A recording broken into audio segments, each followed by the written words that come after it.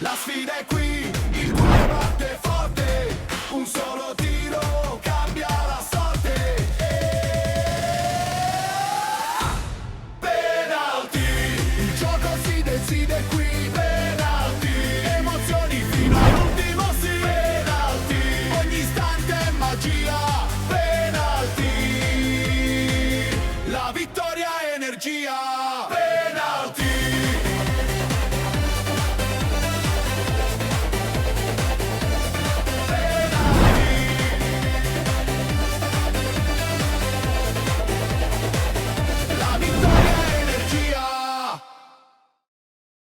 Sportivi siciliani, bentrovati anche per questa settimana per una nuova puntata di Penalty, tutto il calcio di cui il calcio vero non parla mai. Puntata molto interessante, tra poco sveleremo anche il nostro ospite, anche perché parleremo di promozione, ma chiaramente parleremo anche di Serie D perché si è giocata la penultima giornata, è cambiato tutto in testa alla classifica, la Nissa che purtroppo pareggia fuori casa, mentre il Savoia, vincendo a Palermo, vola solitario in questo momento al primo posto. C'è ancora una giornata da giocare, però è anche vero che incombe tra non molto la sentenza anche del giudice sportivo su alcune partite che sembrerebbero essere un po' falsate. Di questo chiaramente parleremo anche con il nostro ospite, ma in modo particolare ne parleremo sicuramente anche la prossima settimana, perché addirittura si sussurra di sospendere play-off e play-out proprio del campionato di Serie D. Parliamo invece di questa puntata, facciamo subito anche mente locale dicendo che ad Aragona in questo momento è successo qualcosa di particolarmente strano, ambiguo. Ce lo racconta e ce lo presenta anche il suo presidente dell'Aragona Calcio, ovvero Luigi Monreale.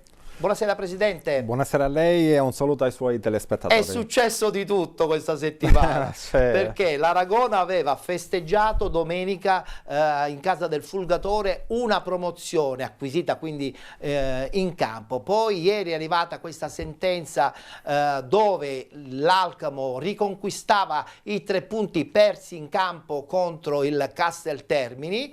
Pertanto a questo punto siete obbligati, anzi sicuramente lo sarete perché dovete giocarla per forza questa partita, a ritornare in campo proprio domenica a Petralia Soprana, dove ci sarà questo spareggio con l'Alcamo. Facciamo un passo indietro. Come avete intanto gestito l'arrivo di questa notizia proprio ieri pomeriggio? Sicuramente non in maniera positiva, come lei comprenderà, perché ecco, voglio fare prima una premessa. Io non ho nulla contro la società Alcamo, per carità di Dio, perché al posto loro... È giusto sottolinearlo. Al posto loro ci poteva essere qualsiasi altra squadra. Giusto. Noi ciò che contestiamo è il ritardo nell'erogazione di questa sentenza, perché non si può cambiare, a mio avviso, le sorti di una stagione attraverso un provvedimento di questo tipo. Noi, seppur in maniera informale, avevamo chiesto di accelerare i tempi di questo... Possibilmente prima dell'ultima giornata. Nella più assoluta. Lei si immagina che abbiamo chiesto anche, sempre in maniera molto informale, di posticipare l'ultima giornata di campionato. Ci è stato detto di no, la gara va fatta, e quindi ieri è arrivata questa tegola che, ahimè, ci costringe, tra virgolette, a ritornare in campo. Tra l'altro c'era stata una sua dichiarazione dove diceva che probabilmente non sareste scese in campo, invece ieri l'incontro con i suoi soci ha portato probabilmente quella che secondo me è la soluzione migliore, giocarsela in campo. Sì, diciamo che quella è stata un po' una sorta di provocazione perché evidentemente riteniamo ingiusto emettere questo tipo di sentenza a campionato concluso, perché comunque magari molti non lo sanno, ma dietro le società ci sono anche delle organizzazioni, sono delle programmazioni, e quindi è chiaro che ci hanno messo un po' in difficoltà. Ma se vuole le dico anche che probabilmente anche il ritardo di questa sentenza ha caratterizzato anche alcune scelte tecniche da parte del nostro staff tecnico, perché comunque se noi avevamo la quasi certezza di andare a fare la partita di spareggio, potevamo anche preservare qualche giocatore diffidato piuttosto che qualche infortunato, tant'è che noi nelle ultime 2 giornate abbiamo subito tantissime ammonizioni, 5 espulsioni addirittura in 2 giornate, e questo oggi penalizzerà la squadra anche nello scontro dello spareggio. nella mia più assoluta, che io oggi ho una squadra falcidiata, ho la batteria under che non so dove andare a prendere i ragazzi, li devo ripescare dalla formazione juniores, quindi capisce bene con quale spirito noi andiamo a fare questo. Non è facile. Vorrei fare vedere in questo momento la classifica attuale di questo girone A del campionato di promozione, appunto Aragona Calcio ed Alcamo 1928 in testa con 73 punti, giocherete questo scontro domenica e devo dire anche che i pronostici in questo momento sono veramente 50 e 50, Presidente, sottolineiamola questa cosa. No, io probabilmente dico forse più Alcamo in questo, addirittura, assolutamente, perché io penso di non essere... so se saranno d'accordo i suoi tifosi. No, lo so, ma lo sanno, perché cerco di essere una persona intellettualmente onesta, certo, anche nelle mie disamine, e quindi le posso dire, anche perché l'ho vista quando sono venuta ad Aragona, quindi posso dire che in questo momento l'Alcamo è probabilmente la squadra che esprime il miglior calcio, la squadra più in forma E poi è un po' caricata, no? Dal fatto che si è ritrovata catapultata al primo posto, seppur con questa decisione del giudice, per cui scenderà in campo probabilmente con uno spirito un po' diverso rispetto a quello vostro. Quello sì, però noi dovremmo essere bravi in questi 2 o 3 giorni che ci separano dalla gara a rimettere un po' a posto la testa di questi ragazzi, perché magari sono anche un po' demotivati, un po' amareggiati, un po' delusi da questa situazione. Però ecco, siccome li conosco, sono dei professionisti e gente che ha giocato a calcio, sono sicuro che metteranno tutto quello che hanno per cercare di regalare questa gioia ai nostri E lì tifosi. scatterà la figura del presidente papà che aiuta giustamente i propri ragazzi a non mollare in un momento fondamentale della stagione. Presidente. Assolutamente, guardi, nel merito le dico che proprio questa sera ho convocato una riunione con tutto lo staff tecnico, tutti i giocatori, tutta la dirigenza, quindi li voglio là, ci dobbiamo guardare negli occhi, ci dobbiamo dare una pacca sulla spalla, mettere tacchette e scendere in campo per preparare la gara. Ci piace, questa è una scelta certo un po' difficile, però io la condivido perché vincere sul campo è un'altra cosa. Voi l'avevate fatto, poi sappiamo benissimo quello che è successo, quindi bisogna ritornare in campo, rimettersi le scarpette e cercare di portare a casa questa eccellenza che manca veramente da tanti anni. 26 anni. E sono tanti, Presidente, sono tantissimi. L'ultima eccellenza l'abbiamo fatta 26 anni fa. Voglio far vedere anche qualche immagine della partita contro il Fulgatore di domenica, perché attenzione, meno male che avete vinto allora, perché se per caso insomma questi 3 punti non fossero arrivati, voi rischiavate addirittura di non averlo neanche vinto questo girone. Stante al dispositivo della sentenza uscita ieri, le dico di sì. E tra l'altro avete segnato al 98esimo. Al 98esimo. E quindi vuol dire il segno del destino vi ha portato poi alla fine a giocarvi tutto negli ultimi istanti e ritornare in campo per il... Ma io dico sempre che nel mondo del calcio, oltre diciamo alla bravura dei calciatori, esiste anche la dea bendata che spesso ti viene in soccorso, no? E quindi abbiamo avuto modo domenica di assaporare questa gioia. Senta, dal punto di vista tecnico lei mi ha detto che probabilmente ci saranno parecchie assenze, cosa ci vorrà allora per battere questo Alcamo che, come ben ha detto lei, in questo momento animato da questo ritorno potenziale in eccellenza, sarà anche animato dal fatto che voi giustamente avete qualche defiance? Ma guardi, la parola che io conosco è una e soltanto una: la fame. Fame. La fame. Sì. La fame di andare lì a riprendersi quello che a nostro avviso ci è stato ingiustamente tolto. Presidente, però è anche vero che durante il corso della stagione, sia all'andata che al ritorno, con l'Alcamo, insomma, avete perso. Quindi effettivamente diamo merito a questo Alcamo, come lei giustamente ha sottolineato all'inizio del suo intervento, diamo merito a questo Alcamo che comunque ci ha creduto, e l'Alcamo come storia, sappiamo benissimo, è una società pluriconosciuta perché ha cavalcato anche il professionismo seppur secoli fa.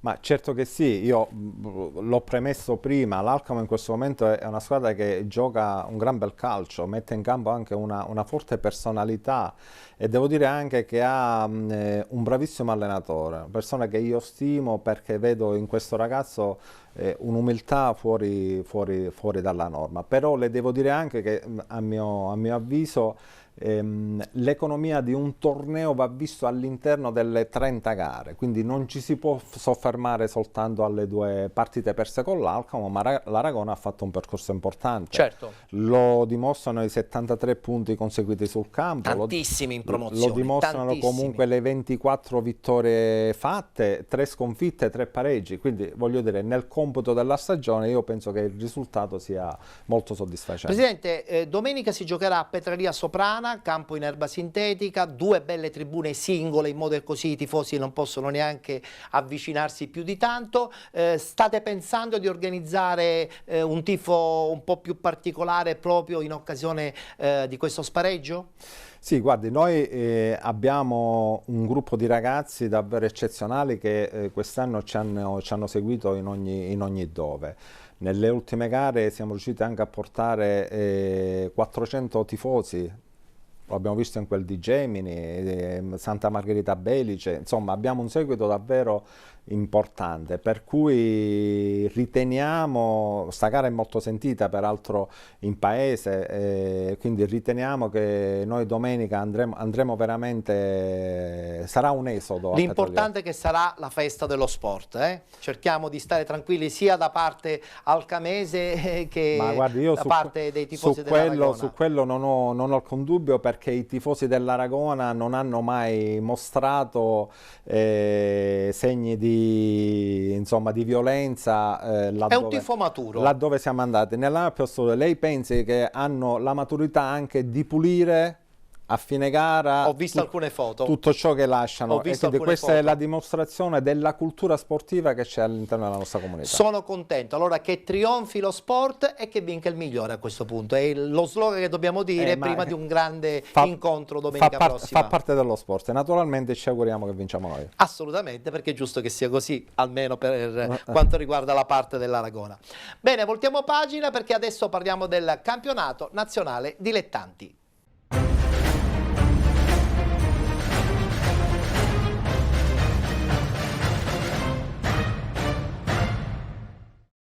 Domenica si è giocata la penultima giornata di questo lunghissimo campionato. Guardiamo subito la schermata dei risultati, dove il Savoia vince 3-1 contro l'Athletic Club Palermo, pareggio del Città di Aciriale, pareggia anche il Città di Gela contro la Vibonese Calcio, vince ad Enna la Gelbison 1-0, così come la Regina 2-1 contro il Milazzo, pareggio per la Nuova Egea Virtus contro il Messina, vince fuori casa e si salva matematicamente la Castrum Favara 3-1 contro il Paternò, pareggia il Sambiase contro la Nissa, questo è un risultato che purtroppo non porta bene alla squadra siciliana, così come pareggia la San Cataldese 1-1 contro la Vigor Lamezia.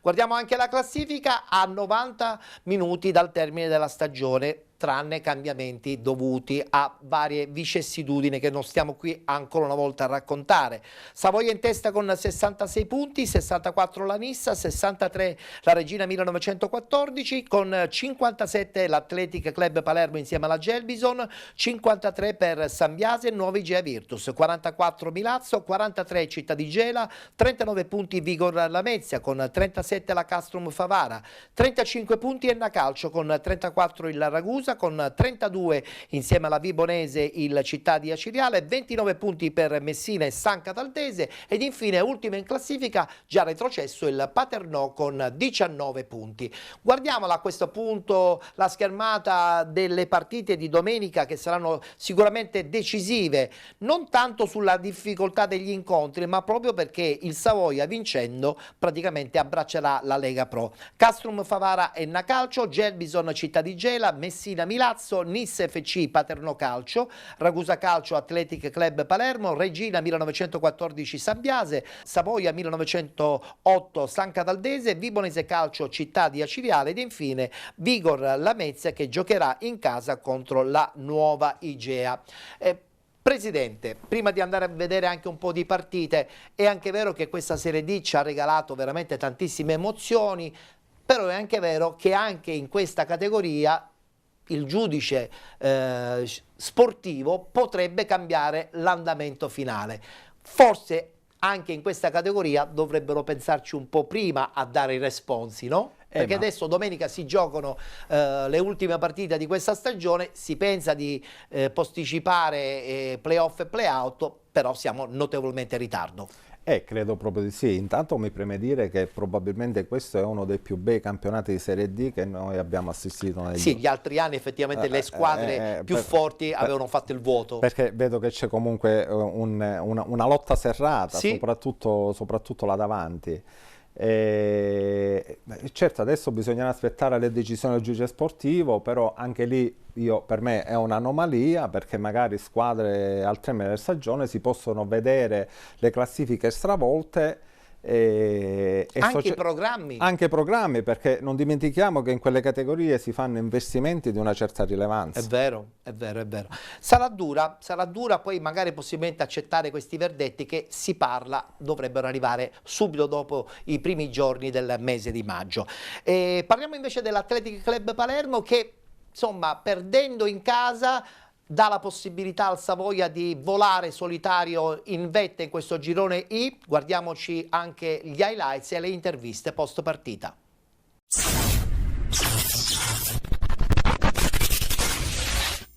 Noi non abbiamo mai avuto l'obiettivo promozione, ma i sogni sono belli, ma poi bisogna dare corpo con la realtà.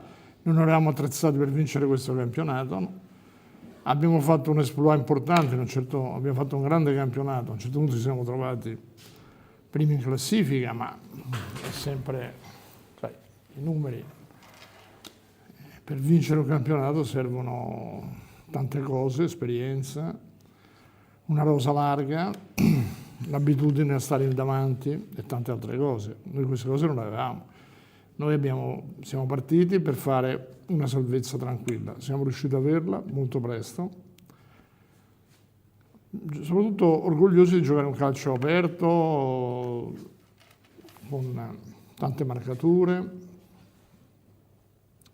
essere stati un po' anche dei rompiscatole per tanto tempo. Poi certo quando arrivi in vetta ti servono tante altre cose, probabilmente noi ne avevamo. Adesso se giochiamo con le prime due della classe e non abbiamo fatto un punto contro Savoia e Nissa, vuol dire che loro sono più forti. Quindi è solo questo. Bisogna essere molto sereni e molto chiari. Quindi non abbiamo nessun rammarico. Abbiamo la convinzione di aver fatto una grande stagione. Una partita importante, una vittoria importante. Siamo a 2 punti sopra la Nissa, che va rispettata. Quindi ci mancano sono ancora 3 punti in palio e aspettiamo la matematica prima di poter festeggiare. Sicuramente oggi abbiamo fatto una partita importantissima, una vittoria che consolida il lavoro fatto quest'anno. È stato fatto un grande lavoro dal direttore sportivo Antonio Mazzei, un lavoro importante dal direttore generale Salvatore Romano, da tutto lo staff e diciamo un po' il capostaff, il nostro catalano. Quest'anno è stata un'annata particolare, speriamo che domenica possiamo portare a compimento questa grande stagione. Penso che questa squadra abbia già dato ampie prove del proprio spirito, della propria voglia di regalare alla società e a tutta la città una grandissima stagione.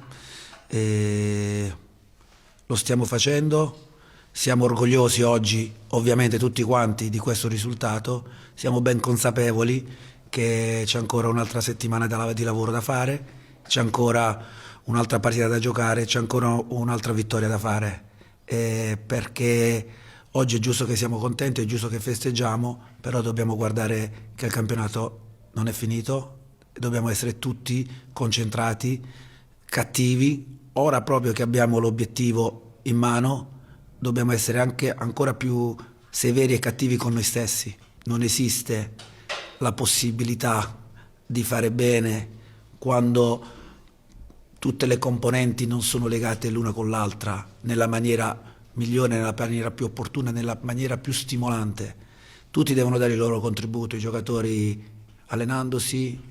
Io ho considerato come tutto lo staff tecnico, e mi riferisco a tutto lo staff sia tecnico che non tecnico, lavorando tutti i giorni dalla mattina alla sera, la società che non ci ha fatto mancare mai nulla, i tifosi, la gente di Torre Annunziata che è stata sempre vicino a questa squadra. Dal connubio di tutte queste forze insieme, dalla sinergia di tutte queste forze arriva un grande risultato, altrimenti grandi risultati non se ne ottengono.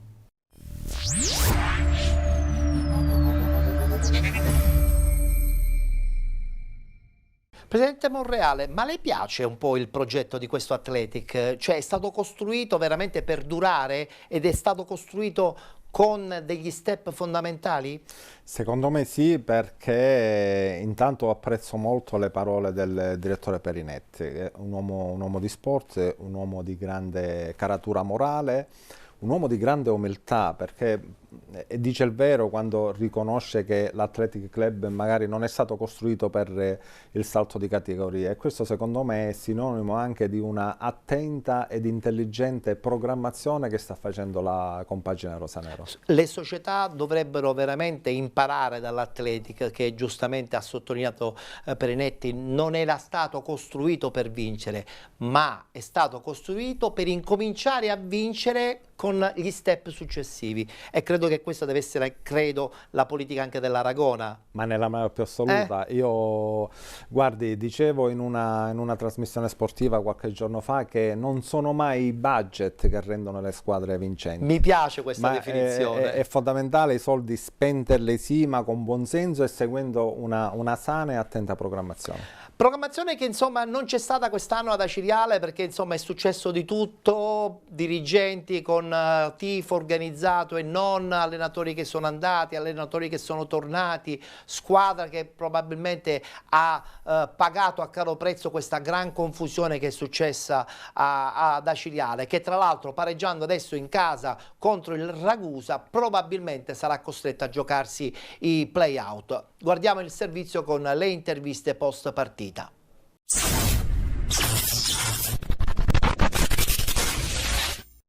Sapevamo di giocare su un campo difficilissimo, una squadra che come noi nelle ultime gare aveva avuto lo stesso trend nostro, e abbiamo provato in tutti i modi di giocare una partita corta, una partita improntata sulle ripartenze. Abbiamo avuto 2 o 3 situazioni importanti su palla recuperata e non siamo riusciti a concretizzare. Per quanto riguarda la prestazione sono sicuramente contento per quello che hanno fatto i ragazzi. Hanno fatto una partita maschia, una partita dove in campo hanno dato tutto quello che avevano.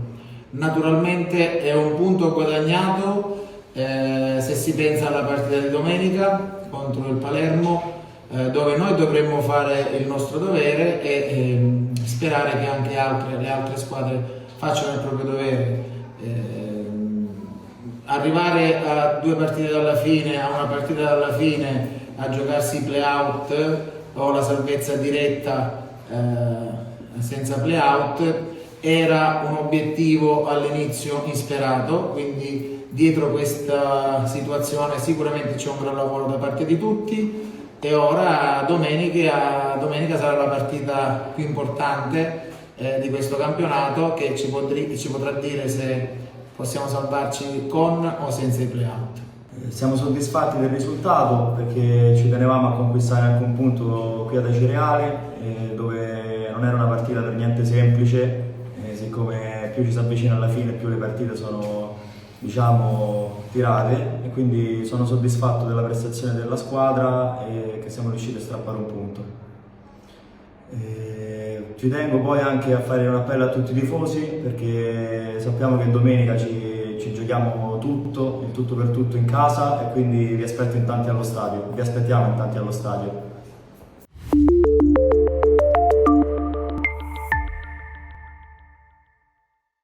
Presidente, città di Aciriale che zoppica, Ragusa che bene o male è ancora a galla perché ha ancora la possibilità di salvarsi, giocherà una partita interna contro l'Athletic Club Palermo, a dimostrazione che la programmazione anche in Serie D è la cosa più importante dell'intera stagione. Nella più assoluta, ma anche lì sulla piazza di Aciriale, leggendo un po' dall'inizio stagione, che probabilmente pagano lo scotto di questa divisione tra la società ed i tifosi, no?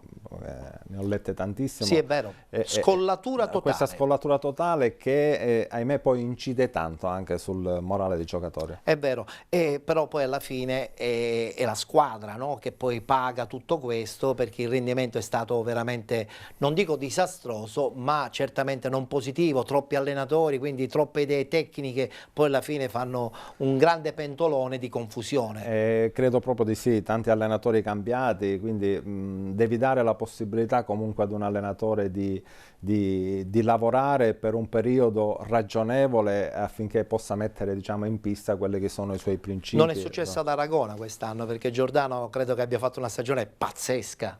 Sì, diciamo che Carmelo Giordano ha fatto un lavoro straordinario quest'anno ad Aragona, ma già lui conosceva la piazza. Sì. Io quest'anno l'ho voluto fortemente, nonostante magari lui non veniva da un'esperienza brillante l'anno prima. Sì, è vero. Però non è stata una scommessa. Carmelo è stata per me una certezza e me lo ha dimostrato. Presidente, quindi lei sceglie prima gli uomini e poi gli allenatori. Su questo non c'è dubbio. Mi piace questa cosa, guardi, Non c'è dubbio. mi trovo assolutamente d'accordo. Città di Gela che pareggia 1-1 contro la Vibonese, anche a Gela insomma un po' di sofferenza, però rispetto alle altre società la salvezza è arrivata già con qualche settimana di anticipo. Forse si può programmare, anche se insomma la dirigenza ha detto bello chiaro e tondo che il prossimo anno probabilmente andrà via. Ma anche lì hanno avuto qualche difficoltà, perché io ho sentito la dichiarazione del presidente che insomma lamentava i ritardi relativi ai lavori di ristrutturazione che stanno facendo al Vincenzo Presti di Gela, e questa cosa gli ha causato ovviamente un buco di budget che probabilmente non riescono a colmare, e quindi giustamente il presidente sta ritenendo di non proseguire. Anche perché la Serie D costa, lo abbiamo detto, non è un budget né di promozione e neanche di eccellenza, sappiamo, quindi la sofferenza nasce anche quando poi le sponsorizzazioni trovano poca visibilità, quando il campo, come nel caso di Gela, non è disponibile. Ma certo, io come le dicevo prima della trasmissione, noi per esempio in una piazza piccola come Aragona siamo riusciti a coprire il 30% del nostro budget grazie alla vendita degli abbonamenti. E per la promozione è tantissimo. Assolutamente, e dei ticket che stacchiamo la domenica allo stadio. Bene. Quindi se già hanno un valore rilevante per una società di promozione, figuriamoci per una... Assolutamente. Guardiamoci gli highlights, la partita è finita 1-1 contro la Vibonese Calcio.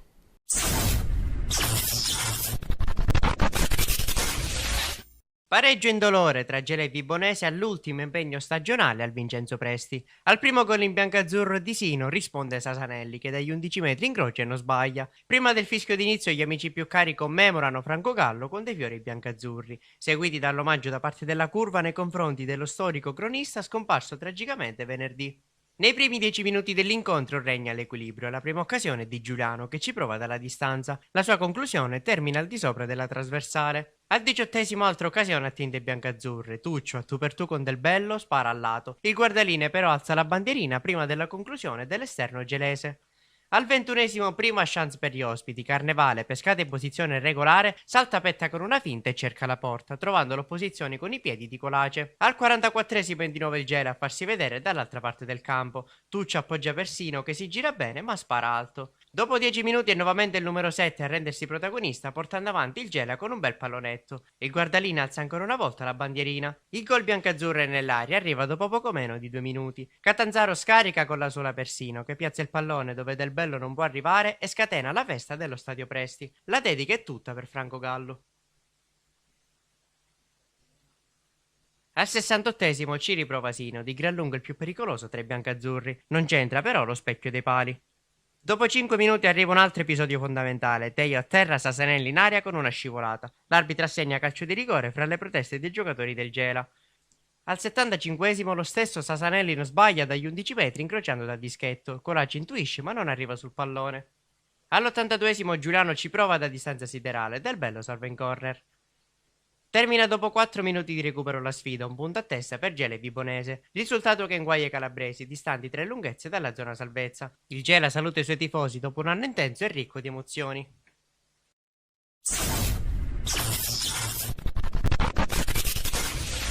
Continuiamo a parlare di squadre siciliane, lo facciamo con la partita della nuova Egea Virtus che pareggia 1-1 contro il Messina. Messina che probabilmente, insomma, quest'anno è decisamente in sofferenza e non è escluso che, insomma, anche il miracolo che aveva fatto Romano di recuperare 14 punti alla fine potrà salvare la squadra messinese. Ma anche lì per me è stata una scelta un po' avventata quella di rinunciare a Pippo Romano. Io conosco molto bene Pippo, è un uomo di grande cultura Abbiamo sportiva. fatto il tifo per lui in questa stagione noi di penalty. E quindi mi è dispiaciuto tanto, però evidentemente io non conosco le vicende interne, però anche adesso hanno un allenatore che è Vincenzo Feola, un altro allenatore navigato, io lo ricordo all'Acragas ha vinto il campionato di Serie D l'anno poi è andato in Lega Pro, me lo ricordo uno che comunque faceva giocare un bel calcio. Però non conosco bene le dinamiche interne, però è evidente che c'è un Messina in forte sofferenza. Forte sofferenza, infatti, insomma, il pareggio contro la nuova Egea Virtus probabilmente mi sa di condanna non definitiva, ma probabile. Guardiamoci il servizio.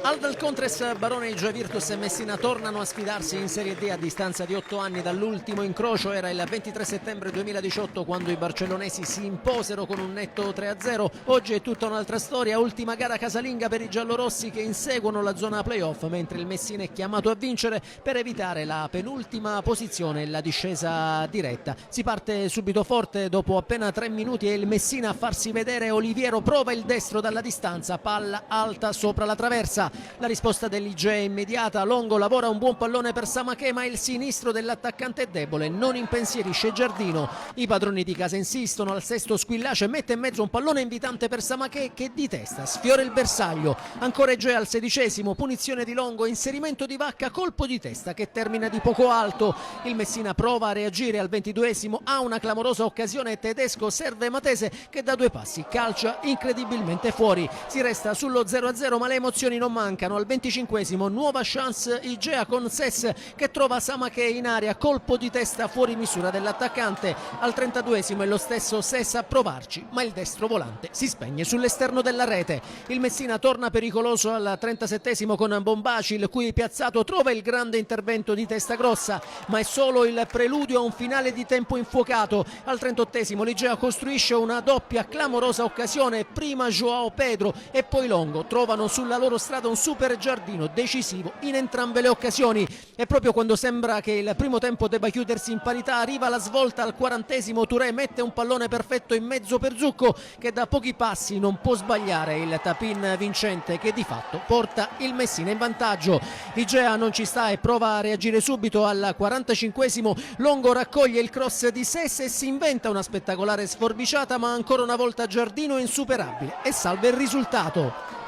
Nella ripresa il Messina torna all'attacco sfiorando il raddoppio dopo 4 minuti con De Caro che impatta il piazzato di Zucco, ma non c'entra lo specchio. L'Igeano resta a guardare. Al 58esimo costruisce la chance del pari con Maddaloni trovando la pronta risposta di Giardino. 3 minuti dopo è ancora la squadra giallorossa a spingere. Longo inventa una conclusione a giro spettacolare, ma che trova un monumentale Giardino a dirgli di no. Il gol però è maturo e arriva subito dopo. Dal corner successivo Cicirello prende il tempo a tutti e di testa firma l'1-1 che fa esplodere la gioia dei tifosi barcellonesi.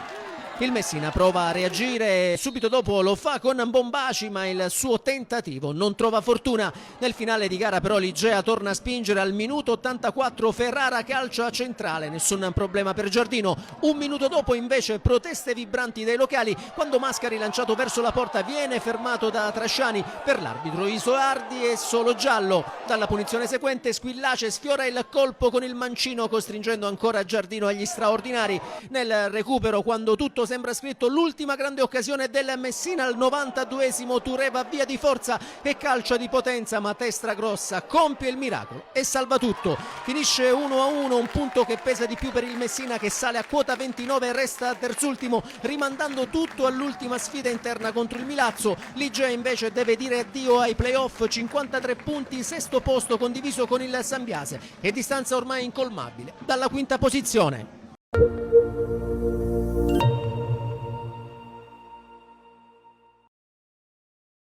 Voglio fare i complimenti alla Castrum Favara, poc'anzi ne parlavamo con il presidente. Infantino ha fatto questo ennesimo miracolo, era andato via, è ritornato, ha ricompattato l'ambiente, ha fatto dei punti importanti, scontri fondamentali per la salvezza. L'ultima partita contro il Paternò gli ha dato la certezza matematica. Nel frattempo possono partire alcune immagini di questa festa dove la squadra appunto di Infantino, vincendo, è riuscito a salvare questa Castrum Favara che lo scorso anno insomma perse invece il play-out contro il Città di Aciriale. Paternò che dovrà probabilmente ricostruire un progetto, peccato perché insomma una piazza come Paternò non vederla in Serie D insomma dispiace parecchio. Sì, certo, Paternò è un'altra piazza che ha fatto anche calcio importante nel passato e quindi è un peccato davvero vederla in quelle posizioni lì, però sono sicuro che riuscirà a rialzare la testa e a riprogrammare una esaltante stagione per il prossimo anno. Questo è uno dei primi casi dove una nuova proprietà non italiana viene catapultata nella realtà siciliana non ottenendo comunque dei risultati, perché insomma si era pensato che questa cordata che non veniva dall'Italia potesse invece dare energia al progetto del Paternò. Sì, diciamo che non sempre magari poi gli investimenti fatti poi trovano riscontro nei risultati sportivi conseguiti sul campo, però non conosco bene io le vicende del Paternò, quindi c'è da capire un po' dall'interno che cosa è successo. Senta, invece le vicende della Nissa che si, non dico suicidia, però perde una probabile partita a spareggio contro il Savoia, pareggiando in casa del Sambiase, come la legge?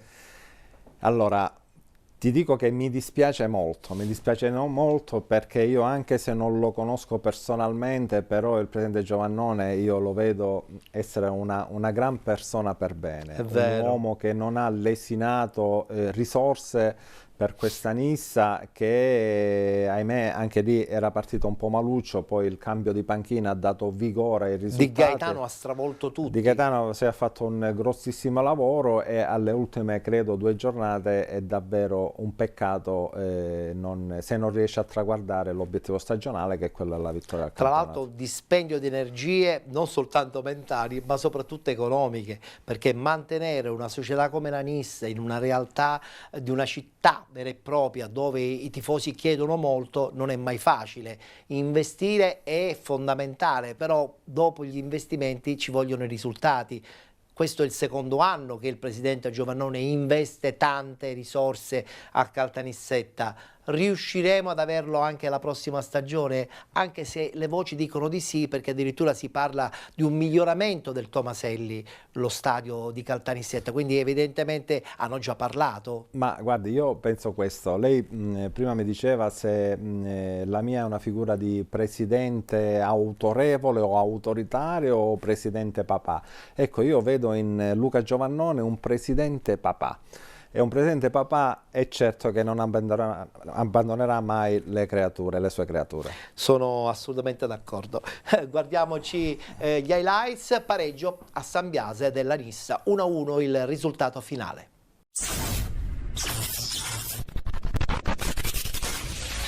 Ultimi 180 minuti nel girone I di Serie D con i verdetti ancora tutti da scrivere. Archiviata la retrocessione del Paternò, restano apertissime le corse salvezza e soprattutto quella per la promozione. Nissa e Savoia guidano la classifica appaiate con lo spettro dello spareggio promozione sempre più concreto. La formazione di mister Di Gaetano reduce dalla roboante vittoria interna sull'Enna Pattappa alla Mezia, dove a guida di Ippolito affronterà il Sambiase. Formazione a confronto, padroni di casa con Giuliani, Bruno, Frasson, Colombatti, Strumbo, Quamè, Calabrò, Fortunato, Diogo, Sueva, Abercon e Leveque. Rispondono gli ospiti Castelnuovo, Bruno, Cusumano, Tamaio, Rapisarda, Cragl, Palermo, Provenzano, Lanza, De Felice e Terranova. Tutto pronto per raccontarvi del film del primo tempo, non una prima frazione spettacolare che si apre dopo 5 minuti, il rinvio di Giuliani e per Abercon che trova lo spazio per la conclusione. Castelnuovo dice no, arriva Calabrò che potrebbe ribattere verso la porta ma calcia malamente sul fondo. La risposta dei biancoscudati al 12esimo, Terranova si appoggia a Cragl ma il cino improvviso per l'ex Messina respinge Giuliani. Al 21esimo ancora pericolosi i nisseni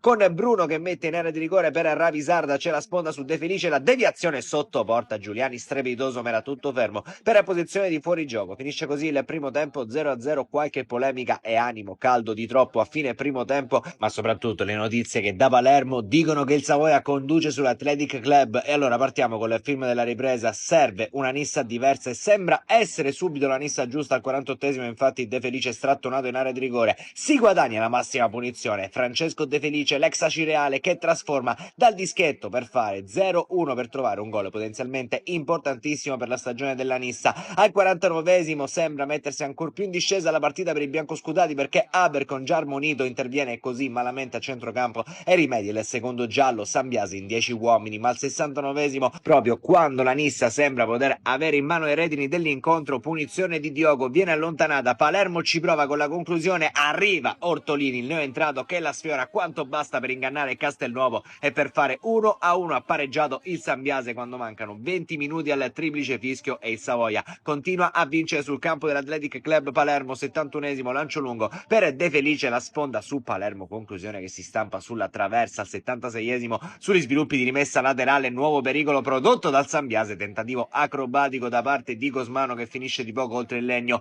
81esimo il neoentrato Rodulo prova la gran giocata a sinistra, lascia il pallone a Terranova all'indietro per Provenzano, stoppato dalla difesa. Allora il triplice fischio è 1-1 tra Sambiase e Nissa, un mezzo passo falso potenzialmente decisivo nella corsa alla promozione diretta in Serie C per la compagine guidata da mister Di Gaetano. Il Savoia va a +2 a 90 minuti al termine. Un cordiale saluto e come sempre alla prossima.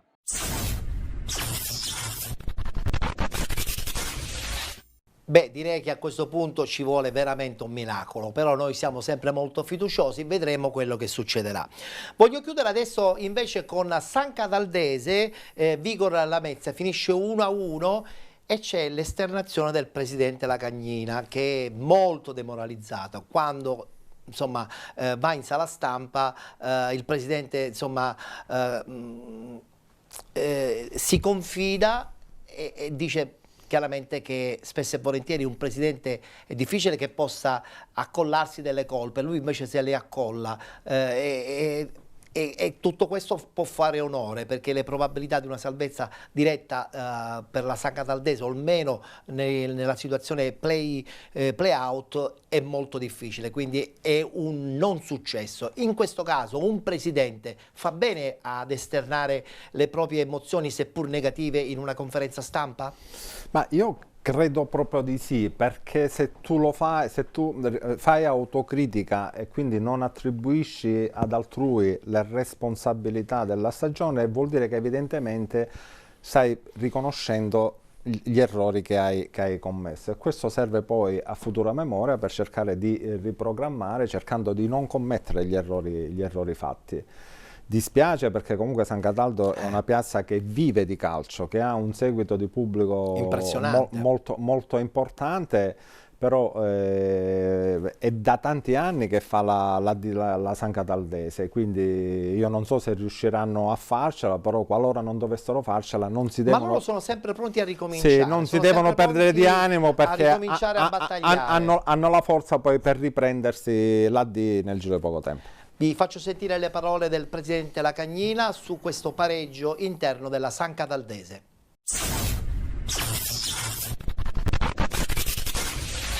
Oggi rompo questo silenzio stampa che portiamo quando è qualche domenica, perché è doveroso chiedere scusa a tutta la città, chiedere scusa ai miei soci, chiedere scusa ai ragazzi del comando, ai tifosi della Gradinata, a chi ci segue veramente con il cuore. Oggi li abbiamo feriti, abbiamo segnato il nostro destino con il pareggio di oggi. Se c'erano delle piccole speranze, credo che con il pareggio di oggi abbiamo buttato tutto al vento, anche se c'è ancora un'altra partita che onoreremo fino alla morte, perché abbiamo bisogno di raccimolare punti.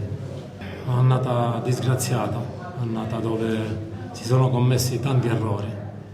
È inutile che continuo a ripeterlo, se ci sono errori il responsabile di tutto sono io, perché ho fatto scelte scellerate, scelte impulsive, e chiedo scusa ai miei soci, chiedo scusa a Dario, chiedo scusa a Riccardo e chiedo scusa agli altri. Purtroppo è stata un'annata che non è andata, speravamo, forse è stata la presunzione, forse quest'anno ho avuto la presunzione di poterla riprendere, ma purtroppo non è andata così. È inutile colpevolizzare gli altri, la squadra, gli errori fatti.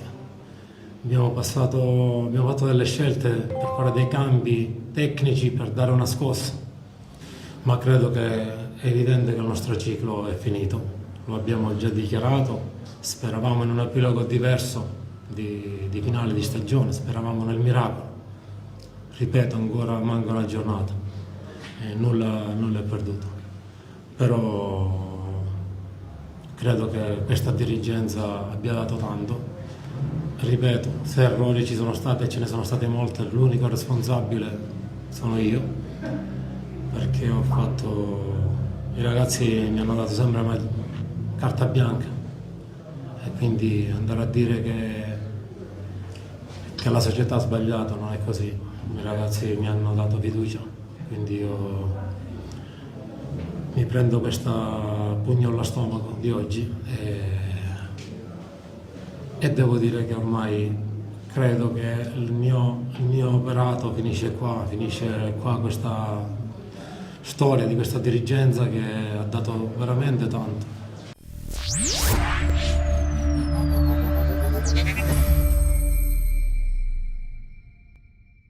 Un drammatico mea culpa che comunque fa onore sia alla persona che al dirigente. Presidente.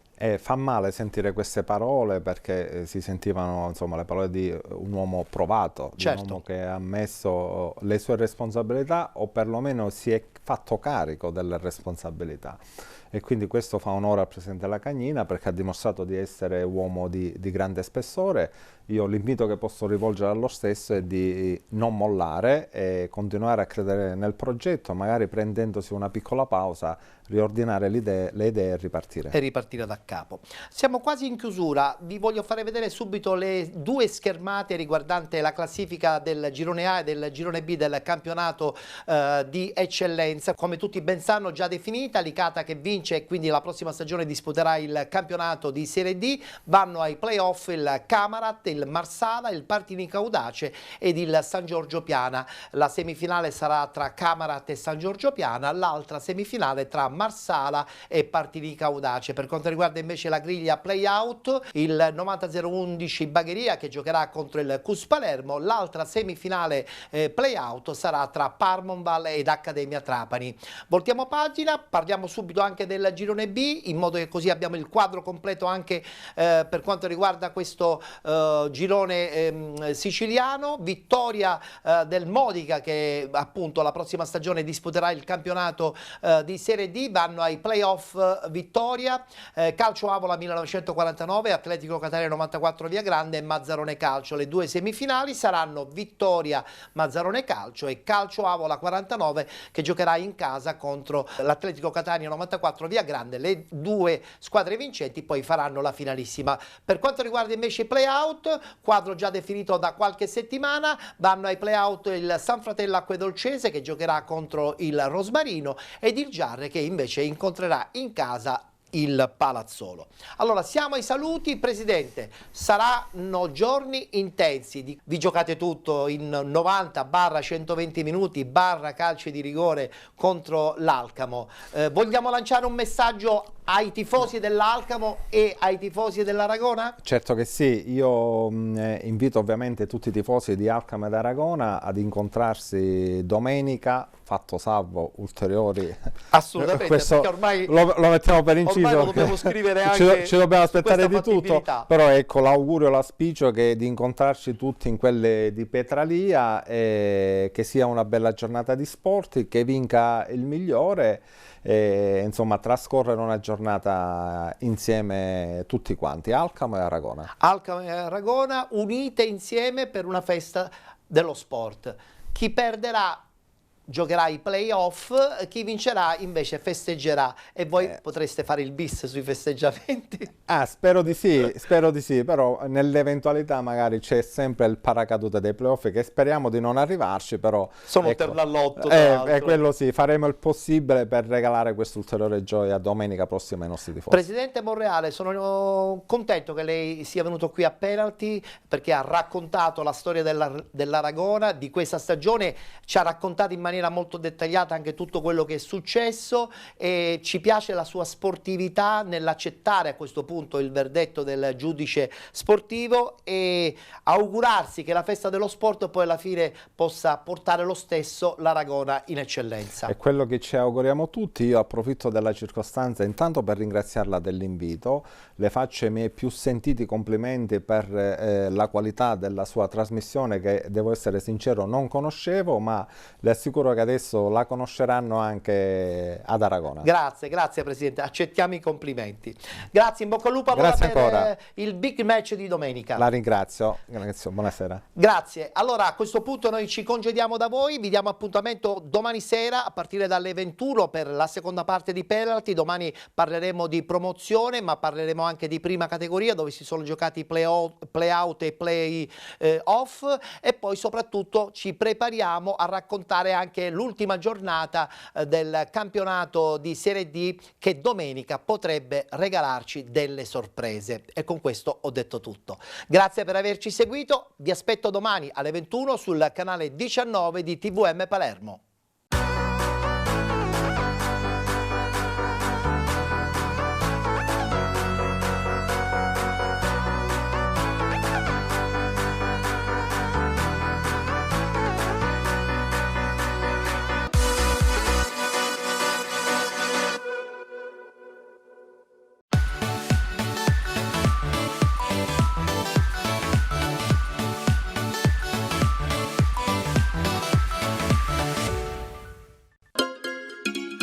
Benvenuti da Giada Immobiliare.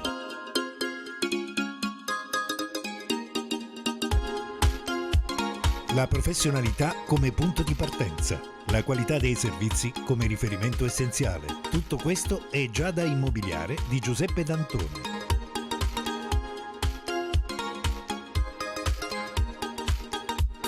Servizi di compravendita ed affitti, supporto per concessioni mutui e consulenza finanziaria, ed inoltre assistenza a partecipazione ad aste giudiziarie e consulenza tecnico-legale. Giada Immobiliare, via Etnea 734, Catania. Info 095 61 74 981 oppure 095 61 74 973. Visita il sito con le nostre proposte www.giada-immobiliare.it. Giada Immobiliare, insieme a te per comprare e vendere.